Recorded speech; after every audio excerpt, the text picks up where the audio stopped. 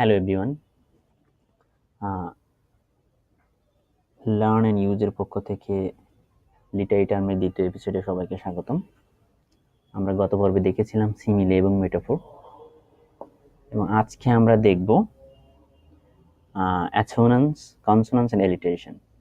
আমি মোটামুটি যারা ইংলিশ লিটারেচারে নতুন তাদের কাছে যে ফিগারেটিভ ল্যাঙ্গুয়েজগুলো যেগুলো সাংঘর্ষিক মনে হয় বা যেগুলো কনফিউশনের সৃষ্টি করে সেগুলো পাশাপাশি রেখে আলোচনার চেষ্টা করি। তো চলুন শুরু করা যাক। প্রথম দেখব অ্যাসোনান্স। অ্যাসোনান্সটা কি? অ্যাসোনান্স ডিপথং অফ ভাওয়েল। সোজা বাংলা যদি বলি, শব্দের মধ্যে ভাওয়েল সাউন্ডের যে সাদৃশ্য বা মিল সেটাই হলো অ্যাসোনান্স। অ্যাসোনান্সের সাথে আসলে ভাওয়েলের সম্পর্ক।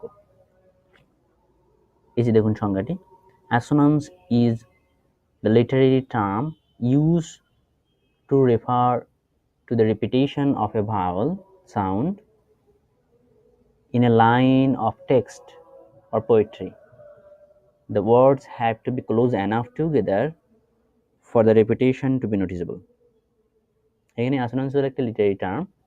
এটা হচ্ছে ভাওয়েলের রিপিটেশনটা দেখায় কোনো কবিতা বা কোনো টেক্সটের মধ্যে, এবং এই শব্দগুলো মানে ক্লোজ এনাফ হতে হবে নোটিসেবল হওয়ার জন্য আর কি, লক্ষণীয়, যেটা চোখে ধরার মতো। চলুন এক্সাম্পল দেখি। এই যে দেখুন, I found a sound from the next ground. আমরা জানি A E I O U হচ্ছে ভাওয়েল, এবং দেখুন এ ও ইউ, এখানে long repetition of O U. I found a sound from the next ground. Next example, the engineer heeled the steering to steer the vehicles. এখানে repetition of long e sound. Then 10 men suddenly appeared. Again repetition of long e sound. Go slow over the road. Here repetition of long o sound. তো এই মোটামুটি অ্যাসোনান্স। দেখেন এখানে সব ভাওয়েলের আর কি repetition. তারপর আসুন কনসোনান্স। কনসোনান্সের সাথে সম্পর্ক কনসোনান্টের, কনসোনান্ট সাউন্ডের মিল। Consonant is a figurative term that refers to repetition of sounds produced by consonants within a sentence or phrase. এই যে দেখুন example, you must mind your job. এখানে এম, দুইটা এম এবং রিপিটেশন অফ এম, এটাই হচ্ছে consonance. আবার আমরা এই অংশটাতে যদি দেখি, repetition of consonant sounds, the fair breeze blew, the white foam flew, the few followed free। এখানে এফ, রিপিটেশন অফ এটা F and repetition of B, এটা হচ্ছে the rime of ancient mariner থেকে। তারপর দেখুন, she put on a short shirt for going to the show, repetition of S S. Then দেখুন, she eats 7 sandwiches for her snacks। এই S, এখানে S আমি এখানে কালার করতে ভুলে গেছি, but here repetition of S, অর্থাৎ কনসোনান্স। তারপর দেখুন, what a beautiful sunny Sunday it is. তারপর দেখুন, both of two are twin, your voice are pretty perfect pair. এখানে repetition of P and repetition of T W. তারপর দেখুন alliteration.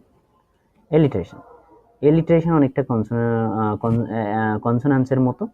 এখানে দেখুন সেজন্যই বলা হয়েছে alliteration is a special case of consonance where the repeated consonant sound is at the estate syllable. এখানে কি শর্ত হচ্ছে, এলিটারেশনের কনসোনান্ট সাউন্ডটা হবে এস্টেট সিলেবালের মধ্যে। এস্টেট সিলেবালটা আবার কি? Stressed sound is longer, louder and higher. একটু আর কি স্পষ্টভাবে স্ট্রেস সাউন্ডগুলো উচ্চারিত হয়। আর আনস্ট্রেসড হচ্ছে শর্টার, কোয়ার্টার অ্যান্ড লোয়ার। আমরা যখন পোয়েটিক ফর্ম দেখব, পোয়েটিক ফর্মের জন্য আমরা একটা আলাদা ভিডিও করব, সেখানে বিস্তারিত এই স্ট্রেস আনস্ট্রেস নিয়ে থাকবে, রেইম, রিদম, এগুলোর ব্যাপারেও থাকবে।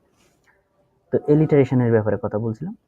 Alliteration is a kind of literary term for when a beginning consonant sound is repeated over and over in a poem or text. Alliteration is heavily used in tongue twisters.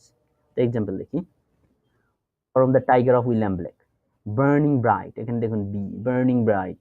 তারপর frame thy fearful cemetery, তারপর the slithering snake sunk into the shade.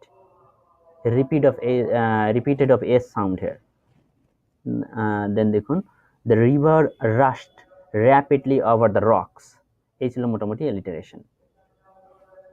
তো আমরা দেখলাম alliteration হচ্ছে অনেকটা কনসোনান্সের মতো, তবে এর কনসোনান্ট সাউন্ডের রিপিটেশনটা হয় স্ট্রেস সিলেবালে।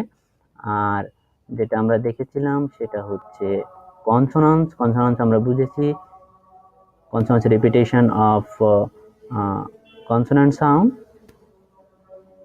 তার আগে আমরা দেখেছিলাম অ্যাসোনান্সের সাথে সম্পর্ক ভাওয়েলের। এই মোটামুটি অ্যাসোনান্স, কনসোনান্স এবং এলিটারেশন।